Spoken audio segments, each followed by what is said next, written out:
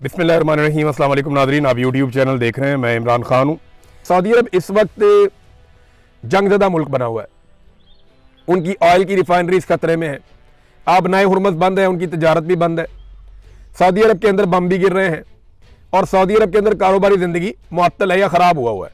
अब ऐसी सूरत हाल में जब एक मुल्क इतने दबाव में हो तो क्या दूसरा मुल्क उससे पैसे मांग सकता है, उससे माल का तकाजा कर सकता है? नहीं कर सकता ना।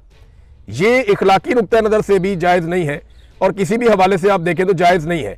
लेकिन पाकिस्तान ने ऐसे वक्त में जब सऊदी अरब शदीद दबाव में है, पाकिस्तान ने ख़तरात से घिरे हुए एक मुल्क से उसके तेल के रस्ते बंद होने के बावजूद, माशी दबाव के बावजूद पैसा मांग लिया है। पाकिस्तान ने मांगा क्या, ये ज़रा आप देख लीजिए, इसमें आपको सारी कहानी मिल जाएगी। ये दुनिया भर के मीडिया में छप गया। 10 साल के लिए पाकिस्तान ने $5 अरब का डिपॉजिट मांगा है कि हमें कर्जा दे दें आप $5 अरब और 10 साल के लिए वो डिपॉजिट आप हमारे पास रखें।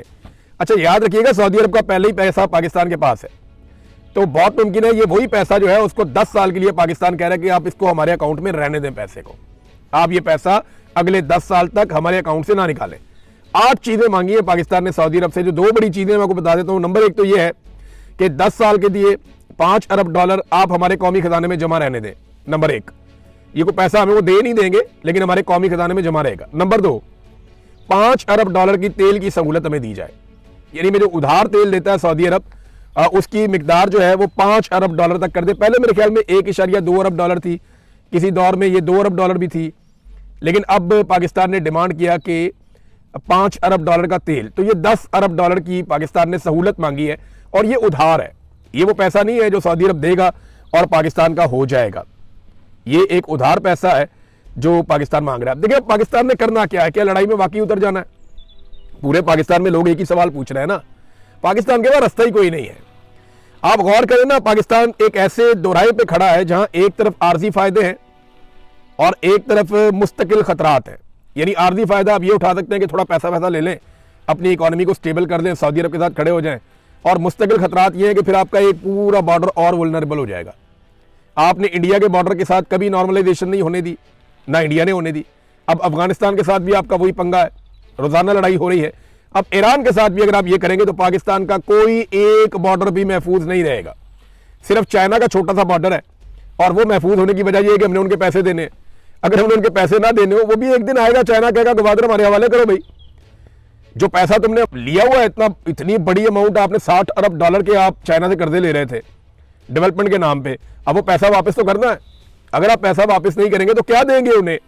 वो मुझे पता है कि क्या आपको देना पड़ेगा। गवादर जाके देखें चाइना ने कैसा बना दिया और उसको किस तरीके से उन्होंने डिजाइन किया है। एक तरफ तो आर्जी फायदे हैं, मैंने आपको बताया, और एक तरफ मुस्तकिल खतरात है। एक तरफ अमीर तरीन सऊदी अरब है और दूसरी तरफ मुसीबतों से घिरा हुआ सुपर पावर से जंग लड़ता हुआ ईरान है। तारीख ना अपने आप को दोहरा रही है। हम 50 साल पीछे चले जाए ना तो हमारे पास एक डिक्टेटर था ज़ियाउल हक। उसने जो पाकिस्तान के साथ किया और जो हालात उस वक्त थे, लगभग वही हालात पाकिस्तान के वापस पैदा हो चुके हैं। अमेरिका और अमेरिका के इत्तेहादियों के साथ मिलकर अरब ममालिक की मदद से अफगानिस्तान में पाकिस्तान ने जहाद की बुनियाद रखी थी। आपको याद है तब भी अमेरिका था, अमेरिका के इत्तेहादी थे और अरब ममालिक थे, और अफगानिस्तान का बैटल ग्राउंड था जहां पे पाकिस्तान ने कहा कि यह जहाद है।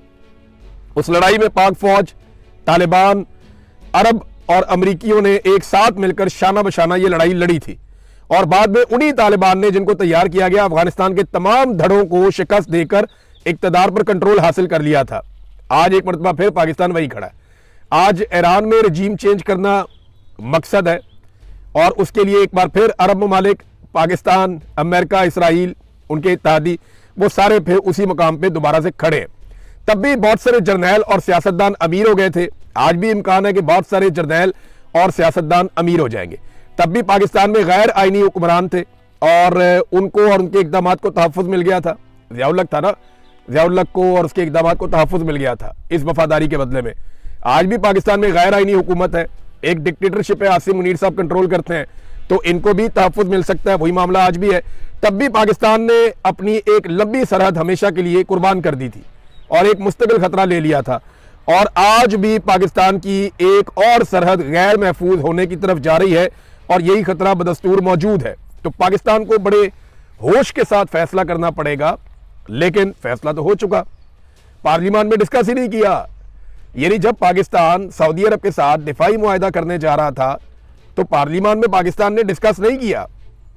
पार्लियामान में डिस्कस करते तो यह शर्त रखी जाती कि अगर सऊदी अरब किसी हमारे दोस्त हमसाया मुसलमान बरादर इस्लामी मुल्क से लड़ेगा तो हम इस लड़ाई का हिस्सा नहीं बनेंगे, अगर किसी दुश्मन से लड़ेगा तो लड़ाई का हिस्सा बनेंगे। कंडीशन रखी जा सकती थी ना, लेकिन कंडीशन रखी नहीं गई। यह कहा गया कि सऊदी अरब पर हमला, पाकिस्तान पर हमला, और पाकिस्तान पर हमला क्या सऊदी अरब पर हमला होगा या नहीं होगा, इस सवाल का जवाब अभी तक हमारे पास नहीं है।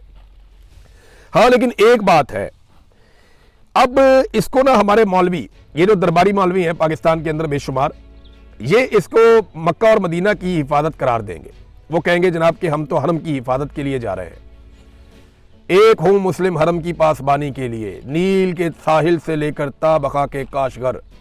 ऐसे ऐसे शेर आपको मौलवियों ने सुनाने ना, ऐसा ऐसा आपको जज्बाती करना है ना कि जैसे मक्का और मदीना को खतरा इसराइल से नहीं है, ईरान से है। अब ये मौलवी आपको ये कहानियां सुनाएंगे और आपको लड़ाई की तरफ रागिब करेंगे अगर ये माहौल बन गया तो। मैं कंडीशन अभी भी रख रहा हूं, मुझे अभी भी पता नहीं क्यों उम्मीद है कि शायद कोई होश के नाखून ले और इस लड़ाई से पाकिस्तान को बचाया जाए, लेकिन बज़ाहिर चीजें उसी तरफ जाती हुई दिखाई दे रही हैं। जिस तरह पाकिस्तान ने 10 अरब डॉलर की फैसिलिटीज मांगी है ना, उधार मांगा कि 5 अरब डॉलर तो उधार दे दो, हमारे अकाउंटों में आप रख दें 10 साल के लिए।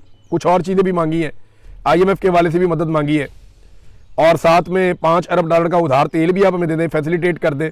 जिस तरह पाकिस्तान ने मांगा है, इससे तो ये लगता है कि पाकिस्तान एक सौदेबाजी कर रहा है। अब मक्का और मदीना तो कोई खतरे में है नहीं, और ईरान से तो मक्का और मदीना को खतरा होना नहीं चाहिए, मुसलमान तो सारे उसकी हिफाजत के लिए हैं। लेकिन मुझे ऐसा लगता है, और कुछ सोर्सेज ये कहते हैं कि कुछ ना कुछ ऐसा होने वाला है अरब ममालिक में जिसके बाद इस लड़ाई का जवाब बन जाएगा। ये मैं आपको फिर बता देता हूं कि आने वाले दिनों में कुछ ना कुछ ऐसा होगा अरब ममालिक में जिसके बाद लड़ाई का जवाब पैदा कर दिया जाएगा या लड़ाई का जवाब बन जाएगा। पाकिस्तान की पॉलिसी जो है ना, वो बड़ी प्रो इसराइल है। मैं ये देख रहा हूं कि पाकिस्तान वो सारी चीजें कर रहा है जिससे इसराइल को फायदा हो रहा है। बोर्ड ऑफ पीस के अंदर जाना, अमेरिका को दरख्वास्त करना कि हम अपनी फौज भेजना चाहते हैं गाजा में, फिर सऊदी अरब के साथ एक दिफाई इत्तेहाद में जाना, फिर इसराइल और अमेरिका की मजम्मत नाम लिए बगैर करना, उनका यानी नाम भी ना लेना, उनकी मजम्मत भी ना करना, फिर ईरान की मजम्मत करना कि वो अमरीकी अड्डों पे अटैक क्यों कर रहा है। ये सारी चीज़ें ना इसराइल को बहुत फ़ायदा दे रही है, और अगर पाकिस्तान इस लड़ाई में उतर जाएगा तो इसराइल और पाकिस्तान जब शाना बशाना लड़ेंगे तो ईरान के लिए बहुत मुश्किल हो सकता है। अगर तो वाकई ये सिचुएशन बन जाती है तो ईरान जो है ना, वो बार बार यही कह रहा है कि पड़ोसी अरब ममालिक की सरजमीन हम पर हमलों के लिए बदस्तूर इस्तेमाल हो रही है। पाकिस्तान में ना एक और बड़ी खौफनाक कार्रवाई डाली जा रही है।